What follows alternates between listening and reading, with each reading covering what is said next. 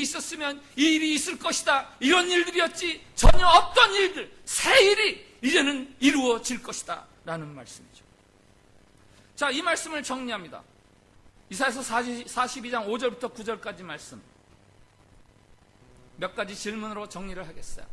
첫째, 하나님이 어떤 분이시라고 말씀합니까? 기억나세요? 불과 5분 전 일이에요.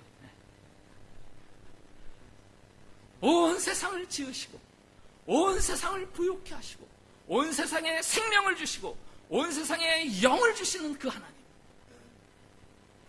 그 하나님이 여호와의 종을 어떻게 대해주신다고요? 그를 이방의 빛으로 세워주시겠다.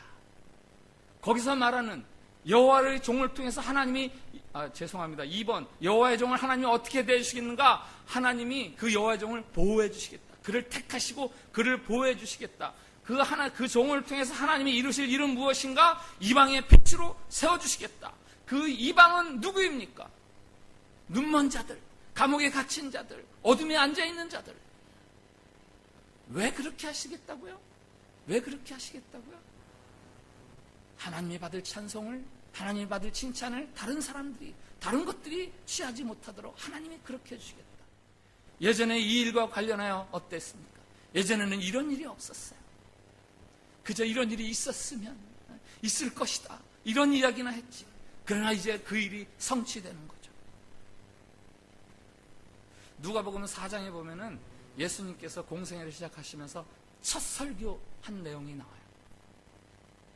나사렛 회당에 들어가셔서 그 회당 지기가 두루마리를 하나 줬어요. 그러니까 그 두루마리를 받으셔서 그 이사야서 두루마리죠, 그걸 쫙 펼치셔가지고 예수님이 설교를 하세요. 예수께서 그 자라나신 곳 나사렛에 이르사 안식일에 늘 하시던 대로 회당에 들어가서 성경을 읽으려고 서심해 선지자 이사야의 글을 들이거늘 책을 펴서 이렇게 기록된 데를 찾으시니 곧 주의 성령이 내게 임하셨으니 이는 가난한 자에게 복음을 전하게 하시려고 내게 기름을 부으시고 나를 보내사 포로된 자에게 자유를, 눈먼 자에게 다시 보게 함을 전파하며 눌린 자를 자유롭게 하고 주의 은혜의 해를 전파하게 하려 하심이라 하였더라. 책을 덮어 그 맡은 자에게 주시고 앉으시니 회당에 있는 자들이 다 주목하여 보더라. 이에 예수께서 그들에게 말씀하시되 이 글이 오늘 너희 귀에 응하였느니라 하시니. 예수님께서 이사야서를 쭉 읽으셨어요. 이 이사야서의 말씀은 61장 말씀이에요. 주의 성령이 내게 임하셨으니 이는 가난한 자에게 복음을 전하게 하시려고 내게 기름을 부으시고 나를 보내사 포로된 자에게 자유를, 눈먼 자에게 다시 보게 함을 전파하며 눌린 자를 자유케 하고 주의 은혜의 해를 전파하게 하려 하시니라. 오늘 읽은 42장과 그 내용이 매우 흡사하죠. 그리고 예수님께서 그 두루마리를 다시 성전 지기에게 주시고 말씀하시는 거예요. 설교하시는 거예요. 오늘 이 일이 너에게 이루어졌다. 예수님은 예수님 자신의 삶이 예수님이 누구인지 분명히 알고 계셨어요. 이사야서 말씀하시던 그 여호와의 종, 하나님의 은혜의 때를 선포하며 눈먼 자를 보게 하고 감옥에 갇힌 자를 풀리게 하는 그 여호와의 종이 나다. 그 여호와의 종을 하나님이 분명히 택하시고 보호해 주실 것이고, 그래서 나는 내 삶을 그렇게 살아가리라. 이방의 빛으로 살아가리라. 그러니 이쯤에서 앞서 설교 초두에 질문했던 지금 예수님은 뭘 하실까?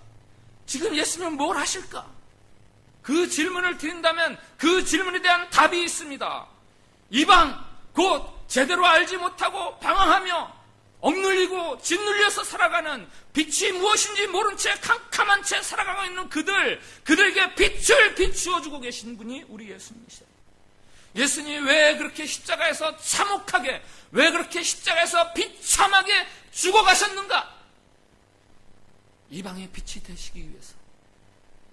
예수님이 부활하신 후에 제자들에게 너희는 가서 모든 족속으로 제자를 삼으라고 왜 그렇게 말씀하셨는가? 이방의 빛이 되라고.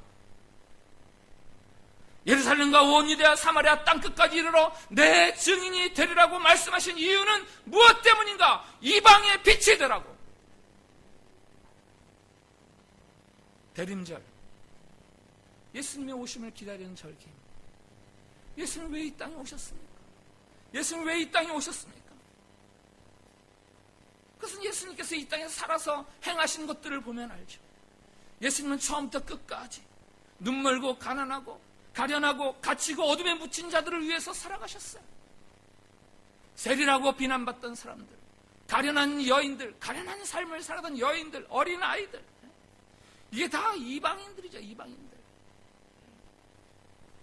인간 대접 못 받고 생명 대접 못 받고 그들과 가까이 지낼 때 사람들이 그럽니다. 유대인들이 그럽니다. 당신들은 어찌하여 죄인과 가까이 합니까?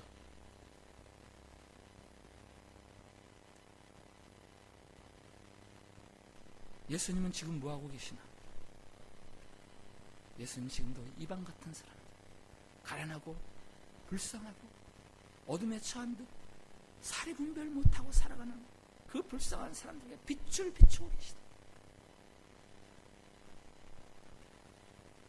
근데 신약 성경에 보면은 예수님 말고 자기 자신을 두고 나는 이방의 빛이다 라고 한 사람이 있어요. 이단 신앙의 교주가 아니라, 사이비 신앙의 교주가 아니라 바로 사도 바울이에요. 사도 바울이 나는 이방의 빛이다. 사도 바울이 전도 여행을 다니면서 예수 그리스도의 복음을 많이 전했습니다. 사람들이 그의 설교를 듣고 예수님을 믿으면서 많이 구원을 받았습니다. 그때 유대인들이 시기해서 사도 바울을 비난했어요. 그때 사도 바울이 이사야의 말씀을 인용했습니다. 이사야서 49장 말씀에 그가 이르시되 내가 나의 종이 되어 야곱의 지파들을 일으키며 이스라엘 중에 보존된 자를 돌아오게 할 것은 매우 쉬운 일이라. 내가 또 너를 이방의 빛으로 삼아 나의 구원을 베풀어서 땅 끝까지 이르게 하리라. 이 말씀을 인용하고 나서 사도 바울이 이렇게 말합니다. 주께서 이같이 우리에게 명하시되 내가 너를 이방의 빛으로 삼아 너로 땅 끝까지 구원하게 하리라 하셨느니라. 이사야에서 말씀하신 그 땅 끝까지 구원하게 할 이방의 빛, 그게 바로 나다. 예수님께서 이방의 빛이라고 말씀하셨고, 그 예수님을 믿는 사도 바울이 나는 이방의 빛이라고 말씀하셨고, 자, 이 구도를 생각하면서 한 가지를 더 생각할 수 있습니다. 그 다음에 동그라미 하나를 더 그리고 그 다음에 저와 여러분을 집어넣는다면 저와 여러분들이야말로 또 다른 이방의 빛인 거죠. 예수님이 여호와의 종이 되시어 이방의 빛이 되신 것처럼, 그리고 그를 믿는 사도 바울이 예수님을 전하는 이방의 빛이 된 것처럼, 이제 예수님을 구주로 믿는 저와 여러분이 교회야말로 이방의 빛의 역할을 감당해야 되는 거죠. 그래서 주님께서 저와 여러분들을 향해서 그렇게 말씀하시는 거예요. 너희는 세상의 빛이라. 너희는 세상의 빛이라. 예수님이 오심을 기다리는 절기 대림절, 우리 무엇 때문에 예수님을 기다립니까? 무엇 때문에 예수님 오심을 기뻐합니까? 내가 예수님을 믿어서 구원받았기 때문에, 예수님이 오셔서 내 죄를 대속해 주셨기 때문에, 눈멀었던 내가 보게 되었고 옥에 갇혔던 내가 자유함을 얻었기 때문에, 네, 맞습니다. 우리는 그래서 예수님의 오심을 기뻐하고 즐거워해야 돼요. 그러나 한 걸음 더 나아가 우리가 예수님의 오심을 기뻐하고 즐거워해야 되는 이유가 있습니다. 그것은 바로 예수님의 오심으로 인해서 그 예수님을 믿음으로 말미암아 우리가 이방의 빛이 되었기 때문이에요. 우리가 바로 이 세상의 빛이 되었기 때문입니다. 나 하나 구원받고 나 혼자 자유를 얻어서가 아니라, 이제는 나로 말미암아 또 다른 사람들이 구원을 얻고 또 다른 사람들이 자유를 얻을 수 있는 이방의 빛이 되었기 때문에, 그래서 우리가 성탄절을 기뻐하는 두 가지 이유가 있다면, 첫 번째는 구원이에요. 구원. 예수님으로 인해 내가 구원받았기 때문에. 두 번째 이유는 사명입니다. 사명. 이제는 내가 예수님의 빛을 전하는 여호와의 종으로서의 삶을 살아가기 때문에. 한번 따라해 주세요. 구원과 사명. 구원과 사명. 이걸 왜 여러분에게 따라하는 것 같습니까? 따라하시게 하는 것 같습니까? 성탄절은 우리에게 구원과 더불어 사명을 주는 계절이에요. 사명은 예수님 믿고 나서 뭐 한 15년 혹은 20년, 한 30년 훈련받고 신앙생활 잘하고 그래서 사명자로 태어나는 게 아니에요. 예수님을 구주로 받아들이는 그 순간 우리는 바로 사명자로 태어나는 거예요. 동시에 일어나는 거예요. 제임스 어윈이라는 사람이 있습니다. 1971년에 아폴로 15호를 타고 달에 착륙해서 인류 역사상 4번째로 달을 밟은 사람이에요. 문버기라는 그 특수 개발된 차량을 가지고 달을 달렸어요. 달에서 운전을 하고 다녔어요. 시속 11km로 9.6km를 달리고 이틀 동안 달을 탐사하고 그렇게 돌아왔는데, 그가 이렇게 이야기했습니다. 나는 우주여행을 하면서 그리고 달을 주행하면서 우주 모든 곳에 가득 찬 그분의 임재를 체험했다. 우주선을 타고 달을 가면서 그리고 달에 착륙해서 그 달을 탐험하면서 거기에 가득한 하나님을 체험했다.